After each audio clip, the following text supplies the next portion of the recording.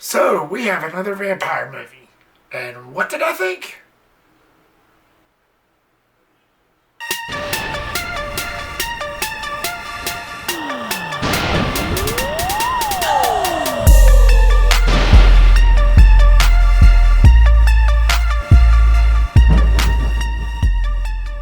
What's up, everybody, and welcome to my review of The Invitation. Thank you so much, guys, for clicking here. I really do appreciate it. So this film tells the story of a young woman who is invited to this mansion by some distant relatives, only to find out that something sinister is going on.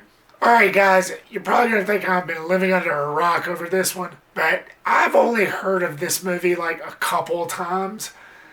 And the times that I watched the trailer wasn't that much. It's something I had no idea of, and it's something that I had no idea what I was getting into. I had no idea what I was rolling into. But the few times that I viewed the trailer, it actually looked pretty cool. It gave me that vibe, that Ready or Not vibe, because that's what it looked like. It looked like it was going to be like a different version of that film.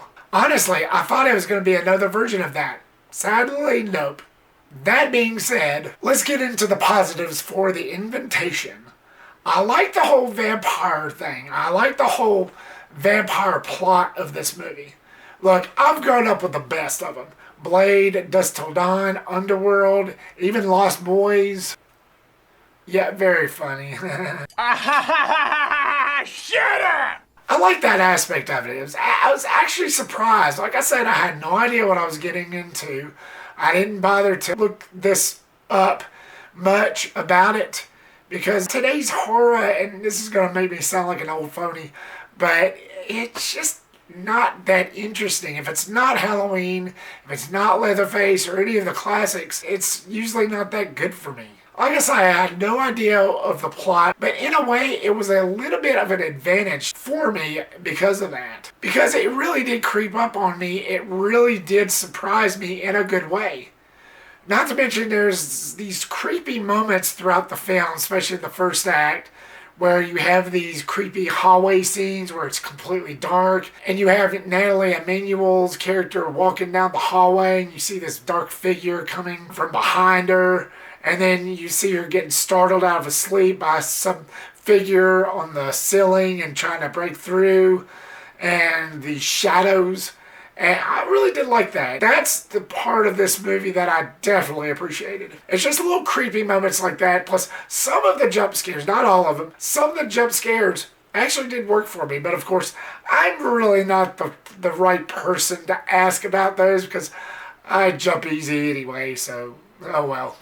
It is what it is for me. Who cares? But those moments won me over of this film for the most part. And speaking of Nathalie Emmanuel, perfect as the final girl, as the main character in this, the one that gets invited, the one that finds out that she's distant relatives with all these people, the one that she finds out that she's a distant relative to all these people. She was great as the main girl. She's from the Fast and Furious movies. We all know her from the Fast and Furious movies, the last few of those. I like this character. She was a very doubtful character in this film. She's someone that endured tragedy. She's someone that really went through a lot. You know, somebody that a lot of people could probably relate to. I was on her side the whole way. You really feel for this character. I mean, I sure as hell did. And she pulled it off pretty great. And she goes through a lot, yet she's very strong. Plus, she's very beautiful, too. Also, like Sean Pertwee, I hope I'm pronouncing that name correctly. He was a pretty good one of the side. I wouldn't call him the main villain, which he was good too. Sean, I'm just gonna say his name, Sean. His first name, Sean. He was pretty good as one of the main villains. I've seen him in other movies, most notably Event Horizons, which I know that's a much older movie, and also in the short-lived Gotham TV show as Alfred the Butler. But he played a pretty good, convincing villain in this. Yeah, I knew something was up with this guy. He was one of those serious ones and a little bit of a dick side to him as well, which that's typical for a villain. He played it with such cynicism. Everybody gave it their all. You know, everybody gave it their all in this movie. There wasn't a single character I really had a problem with. But the only thing I'm mixed on is the rating. I've gone on length. I've mentioned this before in my past videos that I really do feel like you restrain yourself when you rate a movie like this anything less but R.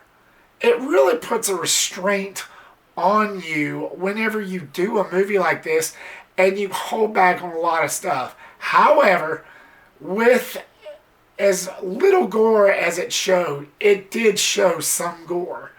It wasn't like splatter in your face like you would see in a typical R-rated movie, but the way they played it out, the way that they handled it, was actually pretty tasteful. It actually worked for the story itself. It's only as good like whenever it makes sense for the story, and whenever they did show, it was only a couple scenes where it did show a little bit of gore, but it cut away pretty fast. In that case, with scenes like that, I can be pretty lenient. Especially when it's done right. And I thought they did it pretty good, so it didn't frustrate me. But again, I really do feel like that they restrain themselves too much, especially when you're dealing with a vampire movie and it being PG-13. To me, that just puts a little bit of a hinge in it. But again, I thought they did that pretty well in this movie.